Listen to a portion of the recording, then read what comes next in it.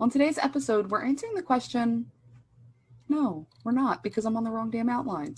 Well, let's start with a definition of monetized newsletter, because I mean, it's like I made it up so that I could differentiate. I feel like the Eskimo here that's like differentiating the, 8 million kinds of snow, right? They have all the words for snow because they live in it. And we, as marketers, we like to make up words. But monetized newsletter is where it is a free to your reader newsletter, but you are making money strategically with it, right? You are intentional about making money with that newsletter. And then a paid newsletter is what people think of with the monetized newsletter. And I define that as somebody is paying you to get the content of the newsletter. So there's a paywall. They're giving you money for the content in the newsletter.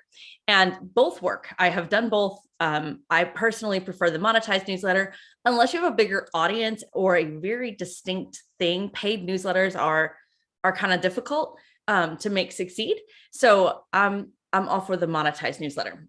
So to monetize your newsletter, there are a few ways you can do that. If you have your own products, courses, services, obviously do that. And I say obviously, but a lot of people do not do this in their newsletter.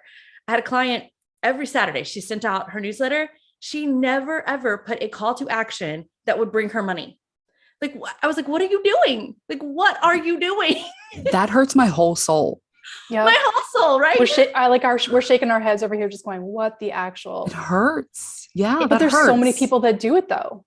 Yes. So the simplest, most easy way to take your newsletter and make it monetize is to put a link to your own products or services, right? Call to action, an image, and it can be as simple as the PS, like, hey, don't forget we do this, right? Because like I'm always shocked at how many people do not do this very basic, simple thing. So that's the first way. The second way is by selling other people's products or services. This is called affiliate marketing. You become an affiliate of theirs and you work out, and sometimes it's called referral marketing or partner marketing, but basically you send traffic to their site, their landing page, whatever, their services, and you make money when that happens. So you can there's so many affiliate programs and services and things out there.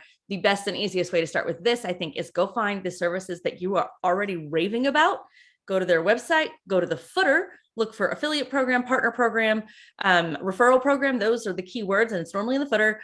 Click that link, follow the instructions, sign up, and then put that link in your email. Be sure to disclose it's an affiliate link so that you don't get in trouble from the law people. And you can do that with a simple, which is I do mine with I italicize it and make it format a little bit different, but I do let people know affiliate links. So that's the law. Do that, and then you're selling somebody else's product, and there you're making money in a different way with your monetized newsletter. So my little trick for that, by the way, if it's not in the footer, Google it. Yes. Just Google Phil. Just build your Google skills. Google it. You will find it if it exists. Yeah. So name of the company plus affiliate program will get you what you're looking for, or partner program. Some of the bigger companies, it's like a lot of software companies say partner program instead of affiliate program. So depends on what they call it. Are those the only two ways that you recommend monetizing a newsletter? Are there more? Those are the two easiest. Yeah, right. Keep us going. Yeah, so you can also monetize with sponsorships. You can, just like people pay Google ads to be like in somebody's blog, right? You can do that with your newsletter. So this one is a little bit more advanced because you have to kind of set up your own system. And most people who want to advertise in that, they know it exists, but there's no like centralized place for like finding newsletters, at least not one that is consistent and good that I've found. So you kind of have to know where they're at, but they are out there. So you can do that for your own newsletter. You can sell sponsorships. People who are in your newsletter will know about that. And so they may want to be in your newsletter as a promotion. So you can sell like, classic ad space. But that again is a little more advanced. So but it's okay. We're going for advanced. What other advanced methods might you have for people to monetize? Well, those are really the three. So past that, you can, there's one other way, but I don't talk about this one a whole lot. Exclusive content. Well, if you also manage to get your people's mailing address, you can sell their mailing addresses, which is not the same as selling their email addresses, which is wrong and illegal. But if you've got a mailing address list, there are marketers who will pay for that. Interesting. I think Allison and I are on the same page of going, it's crazy. So like I said, I don't talk about it a lot, but snail mail, it's a method, but yeah, I get it. It is. You can, and so like if if I had somebody has my mailing address and I get snail mail from them. Now, just to be clear, I don't do this. I have been the recipient of this. Same. So, yeah. And so, but I actually don't mind getting physical mail. Like for some reason that doesn't bother me, but it is like, do not sell the email address. That is not okay. But you can definitely, if you have mailing physical snail mail addresses. Yeah. And it makes me think of GDPR though. So GDPR, I mean, so there are mailing list brokers for physical addresses, and I could talk about direct mail. Like you think you can geek out about email, I can geek out about direct mail like crazy. Mailing list brokers, and that's pretty much where they're like the collators of that kind of information. It's a little less highly regulated than email because and I don't, I'm not a lawyer, I'm not your lawyer, always look into stuff. But the way that I feel about the selling of information is, one, that's done to us all the time. And so if your relationship is built on that kind of trust that we always love and recommend, you really want to build a fence and, around your people and protect that. Yeah. So it's not for me, but I do understand that it is a way to monetize your list. So thank you for including it and allowing us to have this conversation. Yeah. So, I mean, again, may not be for you, may be for you, and it's sort of not email, right? So we can stick to the main three, which are, using your own links, easiest, getting an affiliate link for somebody else, second easiest. And then third is actually selling sponsorship spaces in your email. Okay, so I want to back up really quick because we're talking about newsletter. And I remember like back in the heyday of the internet, you would get these formatted newsletters and it would be like company news and here's what's going on and here's where I am and this, that. And then there was this trend toward quote unquote real looking emails where it was just text and that kind of thing. And that's still kind of where I like to play because of my relationship with my list. Are newsletters coming back? Are they a thing? Like, what do they look like now?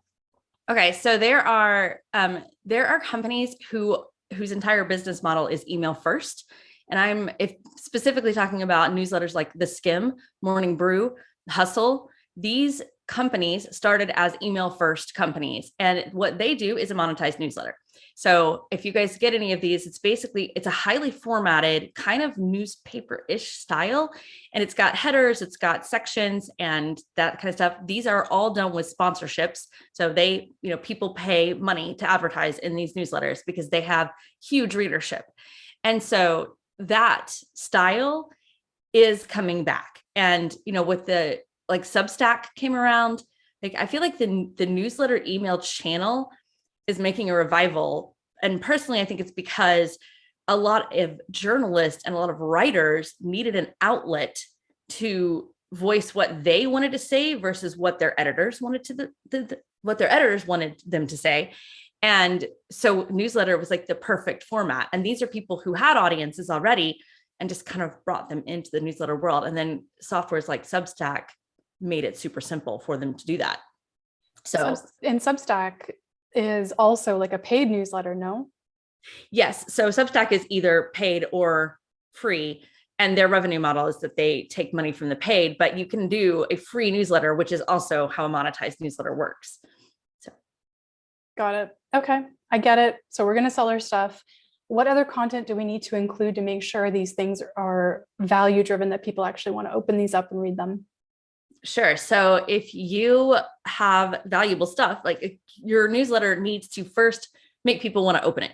And to do that, you have to know who your audience is. And I kind of consider these the basics, so I'm going to skim over them, but know who your audience is and write stuff that they find interesting. And so you can curate this though. So you can do, curating is where you get other people's content and share it. I do that a lot in my newsletter. And what I like to do is I have 4 sections in my newsletter, and you could see like the bigger ones that I talked about, they do this. They have multiple sections. That way people get at least one thing that is valuable to them and will make them keep opening. So put sections in your newsletter. And for mine, like I do like a tech, and then something with revenue, like revenue driving for me, that's the monetization. I do something inspirational. And then my 4th section is like whatever I'm feeling, right? So it gives me a little bit of flexibility. Those bigger ones like the Skim, the Hustle, well, the Skim and Morning Brew are news based. So they talk about like the top news. Those are really difficult to produce. They have entire editorial teams. So, and they do them daily. Trends, the Hustle has trends section. So like marketing trends. You could do a copywriting one that had, here's the headline I'm going to rewrite of the week, and or something like that. Like just think about what content your readers want. And then, so say you did content of the week, here's the headline, you can get all my good tips in my course. Here it is, right? You can just keep selling your course. Now, if you want to get super advanced, you can segment your list to people who have already bought and people who have not bought. Put the link that for people who have not bought, that's your normal link. If they have already bought, like upsell them to something else. Or if you don't have something else, sell, something else that is related. So if you have a friend that is, a competitor in the space or some other copywriting course that you took where you learned from, you can send them to that as an affiliate. On today's episode, oh my gosh. I'm telling you, that's how she does it. On today's episode,